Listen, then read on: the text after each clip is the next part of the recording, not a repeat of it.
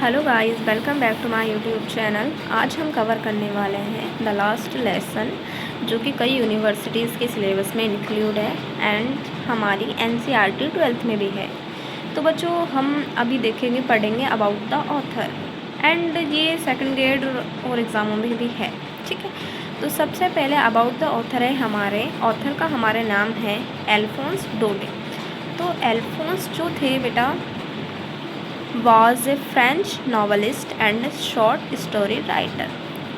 जो हमारे ऑथर थे वो क्या थे? फ्रेंच नॉवलिस्ट यानी फ्रेंच के उपन्यासकार थे। ठीक है, एंड शॉर्ट स्टोरी राइटर और लघु कहानी लेखक थे। The last lesson is set in the days of the France Persian war. So जो लास्ट लेसन है उसकी सेटिंग कब की, मतलब वो कब लिखा गया था? तो वो जब फ्रांस और पर्शिया वॉर हो रही थी बेटा, तो उससे रिलेटेड है ये लेसन। ठीक है, जो कि अपने 1870 से 1871 तक हुई थी। ठीक है, in which France was defeated by Persia. इस बैटल में क्या हुआ था बच्चों? जो फ्रांस है उसको हरा दिया गया था। किसके द्वारा हरा दिया गया था? पर्शिया के द्वारा। ठीक है, लेड बाय बिस्मार्क, यानी फ्रांस जो थे उसको हरा दिया गया था पर्शिया के द्वारा। किसके नेतृत्व में? बिस्मार्क के नेतृत्व में। Persia then consisted of what now are the nation of Germany, Poland and parts of Austria. So अभी जो पर्शिया है बच्चों, उसमें ये सब पार्ट्स नहीं हैं, बट जब पहले जो पर्शिया था उसमें कौन कौन से पार्ट्स थे? उसमें जर्मनी था, पोलैंड था एंड ऑस्ट्रिया का भी कुछ पार्ट था। जैसे कि अभी हम देखते हैं अपना इंडिया है वो बिल्कुल सेपरेट कंट्री है, बट पहले जब हम देखेंगे कि स्वतंत्रता से पहले इंडिया में पाकिस्तान भी था, बांग्लादेश भी था, इसके पार्ट्स भी तो थे ना। वैसे ही पर्शिया में भी जर्मनी, पोलैंड और ऑस्ट्रेलिया के कुछ कुछ पार्ट्स थे। ठीक है, पहले ये पूरा इंक्लूड होकर पर्शिया कहलाता था। ठीक है, in this story the French districts of Alsace and Lorraine have passed into Persian hands। अब हमें पता है कि पर्शिया जो है वो जीत चुका है और फ्रांस हार चुका है। तो पर्शिया के हाथ में जो फ्रांस के दो डिस्ट्रिक्ट्स थे बेटा, कौन कौन से? एल्सास एंड लॉरेंस, वो पर्शिया में आ गए थे। ठीक है, इनटू पर्शियन हैंड, यानी पर्शिया के हाथों में आ चुके थे।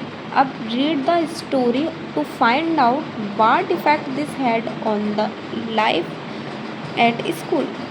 तो हम ये स्टोरी को पढ़ेंगे टू फाइंड आउट, यानी पता करने के लिए, व्हाट इफेक्ट यानी क्या क्या जो प्रभाव है इसके, this had on school life, यानी इसके जो प्रभाव क्या क्या पड़े स्कूल लाइफ। लाइक जैसे कि अगर वॉर हो जाती है तो स्कूल्स में क्या क्या प्रभाव पड़ते हैं वो हम पढ़ेंगे। ठीक है, तो अब हम हमारा चैप्टर शुरू करते हैं। आई होप आपको ये समझ में आए।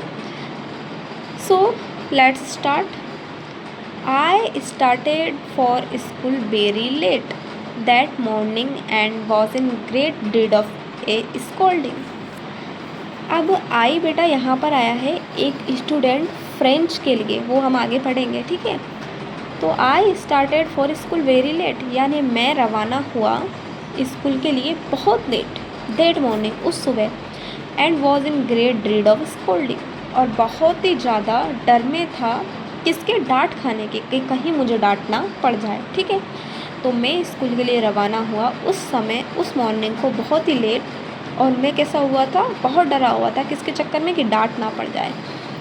Specially because M Hamel had said that he would question us on participles. क्यों था भाई? क्यों डरा हुआ था वो? ये सब क्यों कर रहा था? क्योंकि जो एम हैमल थे, एम हैमल कौन है बेटा? इनके टीचर है, और फ्रेंच एक स्टूडेंट है हमारा, और एक एम हैमल जो है वो हमारे टीचर है। ठीक है, तो एम हैमल हैड सेड, यानी एम हैमल ने कहा था, ही वुड क्वेश्चंस, यानी वो क्वेश्चंस पूछेंगे किसके बारे में? पार्टिसिपल्स के बारे में। पार्टिसिपल्स बच्चों एक ग्रामर का ही ग्रामर का ही टॉपिक है। ठीक है, and I did not know the first word about them, और आई डिड नॉट नो यानी मुझे नहीं आता था the first word about them, यानी मुझे तो उनका पहला अक्षर भी नहीं आता था। मतलब ऐसा होता है ना हमारे साथ भी कि कुछ टीचर भयंकर टॉपिक पूछने वाले होते हैं और हमें उसमें से कुछ नहीं आता, तो हम बोलते हैं ना यार कि अरे मेरे को तो आर्टिकल का ए भी नहीं आता। ऐसे वो हो रहा है कि मुझे तो पार्टिसिपल का फर्स्ट वर्ड भी नहीं आता, ठीक है। For a moment I thought of running away. अब क्या, फॉर ए मोमेंट यानी कुछ उस क्षण के लिए, I thought of running away, मैंने रनिंग अवे यानी भाग जाने का सोचा। कौन सोच रहा है ये? फ्रेंच सोच रहा है कि मैं भाग जाऊँ, ठीक है, बंक मार लूँ।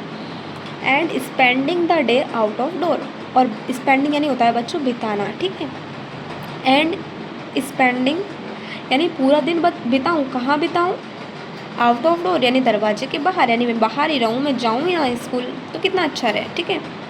इट वॉज सो वार्म यानी यह बहुत, और सो ब्राइट यह बहुत ही गर्म और बहुत ही चमकीला दिन था। अब बच्चों ये जो स्टोरी है वो फ्रांस पर्शिया वार के टाइम की है, यानी ये यूरोपियन कंट्रीज़ की है। तो यूरोपियन कंट्रीज़ में क्या होता है, अपने इंडिया की तरह इतना धूप नहीं पड़ता है, ठीक है। तो वहाँ पे अगर थोड़ी सी भी धूप रहती है, यानी टेम्परेचर वहाँ पे लगभग 30 डिग्री तक ही रहता है, ठीक है, इससे ज़्यादा नहीं बढ़ता है, ठीक है। और वो जब होता है तो इनको ऐसा लगता है कि यार कितना सुहाना मौसम है, कितना अच्छा मौसम है, ठीक है। अपने यहाँ तो अब होता है 45-46, तो वहाँ पे ऐसा नहीं होता है, वहाँ पे बहुत ही सुहाना मौसम होता है जब ये सब होता है, ठीक है। क्योंकि यूरोपियन कंट्रीज़ में अधिकतर बर्फ़बारी और ठंडी होती है, ठीक है। सो ये बोल रहा है इट वॉज सो वार्म और सो ब्राइट, यानी यह बहुत गर्म और चमकीला दिन था।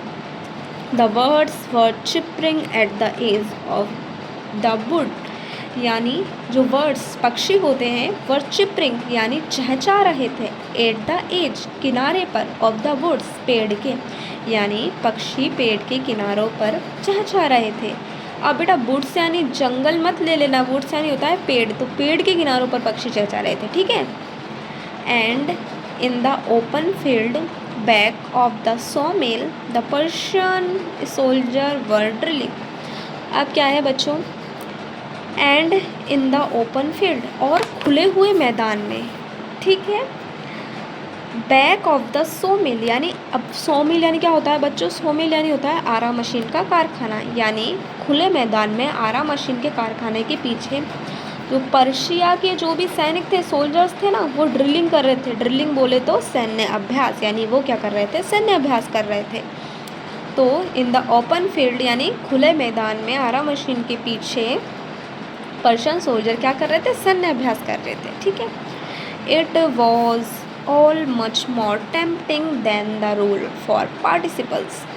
ये जो सभी घटनाएं हो रही थी ना कि सोल्जर ड्रिलिंग कर रहे हैं, चिड़ियाँ चहचहा रही है, ये सब क्या हो रही थी बेटा, it was much more tempting यानी ये सब उसको बहुत ज़्यादा लुभाने वाली लग रही थी, ठीक है, than the rule for participles, ठीक है, पार्टिसिपल्स के रूलों की तुलना में।